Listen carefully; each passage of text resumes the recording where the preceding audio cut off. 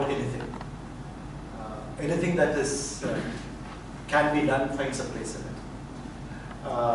I'm not a great admirer of the BJP, and I would have thought that a document like this would have a lot of the policies of the BJP in it, but no, it's a very clean document.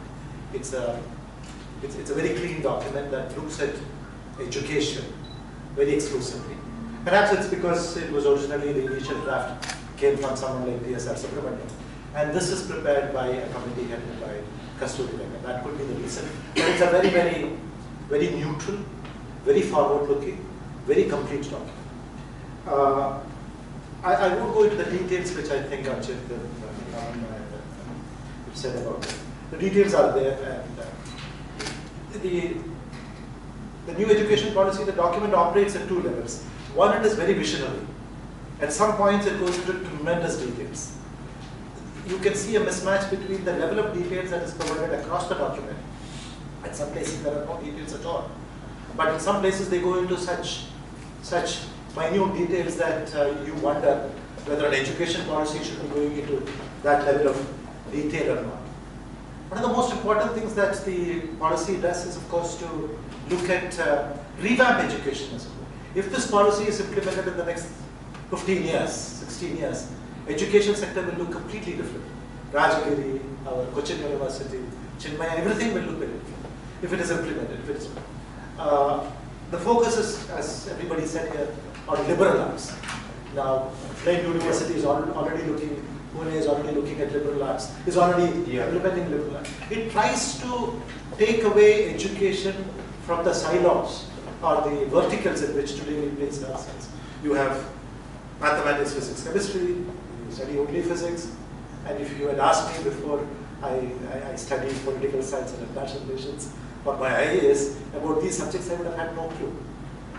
So what it tries to do is to build up an interdisciplinary, multidisciplinary sort of learning, so that mathematics can be applied to arts and history, which is very important. I think, and I think that will sort of lead to greater creativity, which is what the document really wants to look at. And therefore, you, as he said, Dr. Ramana said, you instead of BA, you're going to have Bachelor of Liberal Arts, etc., and so on, for 4 years, which I suppose is the pattern in the US. I didn't realize until you spoke that this Tier 1, Tier 2, and Tier 3 is a copy from the US. I thought it was something very original that the committee had come up with, but obviously it is something that. One thing that they are looking at very holistically, MOOCs, I already mentioned, is something that finds a great importance there, online learning, open and distance learning. Most important, they are looking at examination or assessment, not for passing, but for development of the student. They call it assessment development, assessment towards development, which is very important. You are not there to sit anxiously and write an exam. So I'm making it a break of win or break sort of affair, but something that will develop you to the next stage and make you more creative. So there's going to be the national framework of learning goals, etc. But one important point of all this is that institutions that we are so used to, which in a sense has laid the foundation of many of the India's growth story in the last 70 years, institutions like the IIMs, the IITs, even an institution like the Indian Institute of Science, statistical ISI, most of them will change with this need for a multidiscipline. You cannot have an exclusive science institute if this new policy is implemented. You must have arts. Of course, IIC has some arts subjects already in Bangalore, but everything is going to look different. It will have its good points, of course. It will have its negative points as well. Professional education, as we know it, will also become a part of arts education, will become a part of humanities education, and so on. So engineering colleges may not exist, but something like the Rajagiri model, where you have IIM, where you have an arts college, where you have an engineering college all together coming under the scope of university, I think it will be much easier for Rajagiri to become a Tier 2 or Tier 1 university than for many other institutions. As Ajit said, it will be very difficult for small affiliated colleges right across our state to survive. Either they have to merge with larger institutions like Rajagiri or something else, or Chinmaya, or disappear from the face of the state. So professional education will also undergo this sort of change, etc. There's a lot of emphasis on high quality research. I'm not going into it.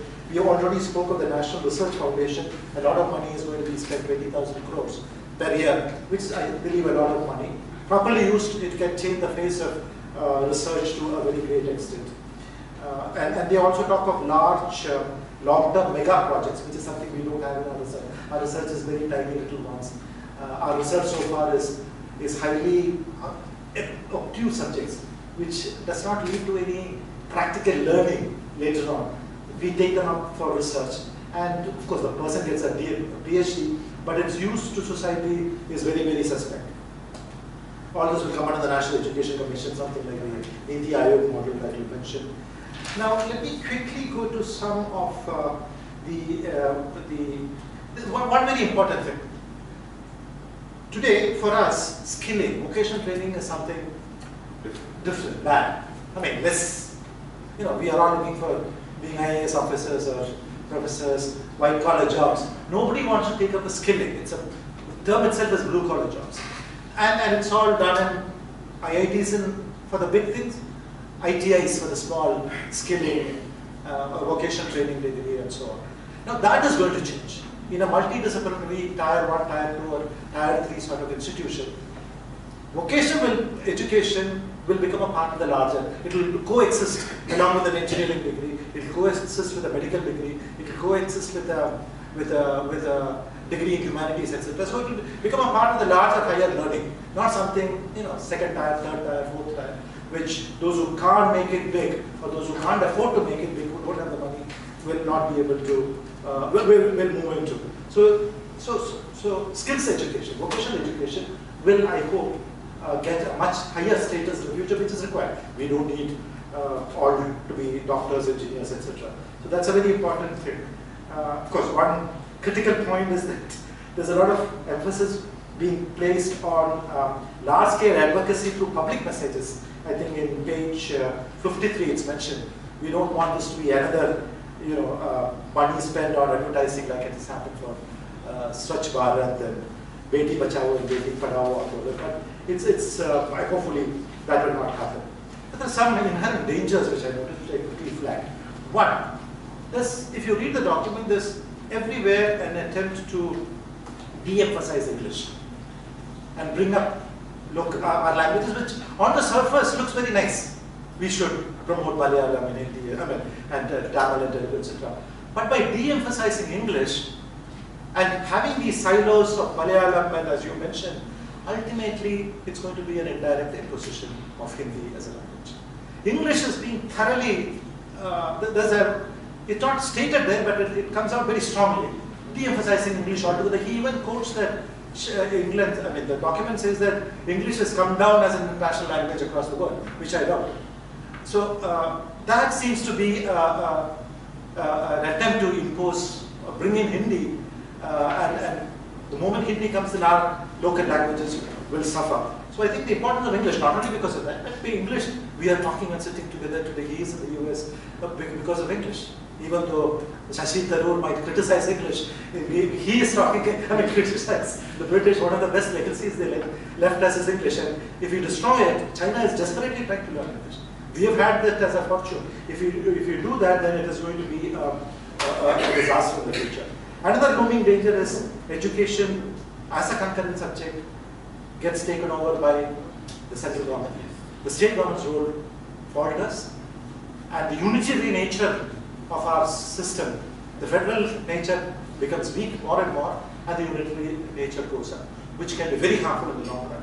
It might succeed initially, but will lead to fiscal tendencies. Kashmir, Punjab, Northeast, even Tamil Nadu can break up if that happens in future, because everyone is emotionally attached to to education and so on. So that is very important. So it's actually it's a very good document. It's a visionary document. In fact, the only criticism I have about it is there's too much of vision in it, and at times, though it has a chapter on the way forward and how to implement it,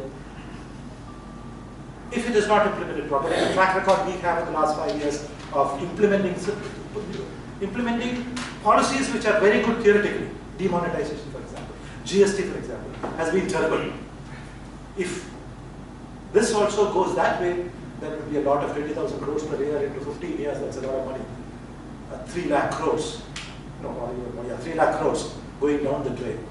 What should not happen is also that we should not permit this changeover to become a confusing thing, so that what exists now gets destroyed and the new structure does not take shape. I hope that will not happen. I hope in 2035 we'll see a really new. I imagine we can be very critical because world crisis will not reach the government. Only critical concerns will reach the government. Let's just go in the structure. I imagine. So critical concerns are also welcome.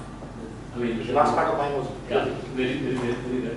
Maybe shall I add something to because I was. You want to say something? Please.